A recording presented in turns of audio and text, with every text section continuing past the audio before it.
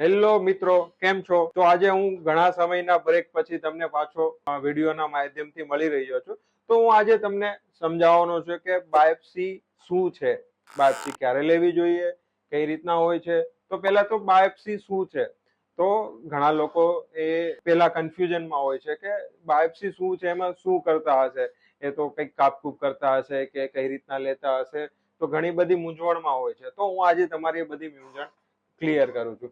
તો બાયોપ્સી એટલે એવું કે જે તમને 2 અઠવાડિયાથી અને ઘાવ રૂજાતો ન હોય, મોઢાની અંદર સફેદ દાગ એટલે લાલ દાગ હોય, તો એમાંથી એ નાનકડો એક ટીસ્યુ બાયોપ્સી ટુકડો લઈ અને માઇક્રોસ્કોપમાં જોવાનો, એના માટે લેબોરેટરીમાં મોકલવાનું હોય છે. તો એ નાનકડી પ્રોસિજરને બાયોપ્સી કહે છે. તો બાયોપ્સી કેટલા ટાઈપની હોય છે? તો બાયોપ્સી આપણે એક એક્સિઝનલ બાયોપ્સી કહેવાય, જેમાં આખું જે ગાંઠ હોય કે ચાંદુ હોય કાઢીને મોકલવાનું.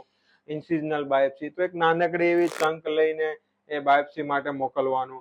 પછી પંચ બાયોપ્સી તો એક રાઉન્ડ પંચ એ બાયોપ્સીનું એક ઇન્સ્ટ્રુમેન્ટ આવે, એ ઇન્સ્ટ્રુમેન્ટથી લેવાનું એ પંચ બાયોપ્સી હોય છે. અને એટલે લાસ્ટમાં એફએનએસી એટલે કે જે ગાંઠ કે અંદરની ભાગ હોય ત્યાં એક નાનકડી એવી સોય નાખી 3-4 વાર અંદર બહાર કરી એમાંથી જે સેમ્પલ આવે એ સેમ્પલ આપણે બહાર મોકલવાનું. એ ત્યાં બાયોપ્સીના પ્રકારો.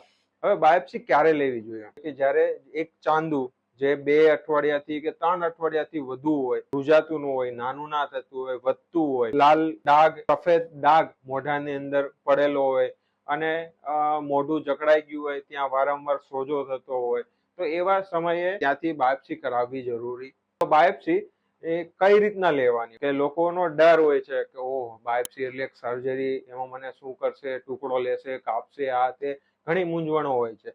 તો બાયોપ્સી એટલે એવું કે બાયોપ્સી માટે ત્યાં લેતા પહેલા એક સૂન કરવાનું, બેભાન એટલે બેહોશ એટલો ભાગ બેહોશ કરવાનું એક ઇન્જેક્શન આપતા હોય છે ડોક્ટર.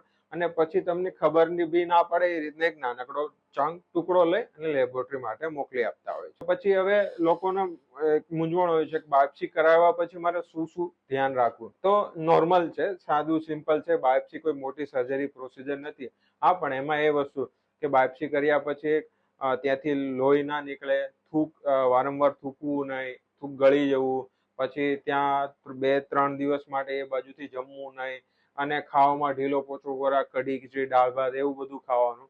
અને જે તે ડોક્ટરે જે તે દવાઓ, જે એન્ટીબાયોટિક છે દુખાવાની, એ લઈ લેવી એટલે તમને એનાથી પ્રોબ્લેમ ના પડે. અને છેલ્લે મારે ઘણા લોકોનું એવું મૂંઝવણ હોય છે, ઘણા લોકોના મગજમાં એક જ પ્રશ્ન હોય છે કે બાયોપ્સી કરવાથી કેન્સર વધશે તો નહીં ને?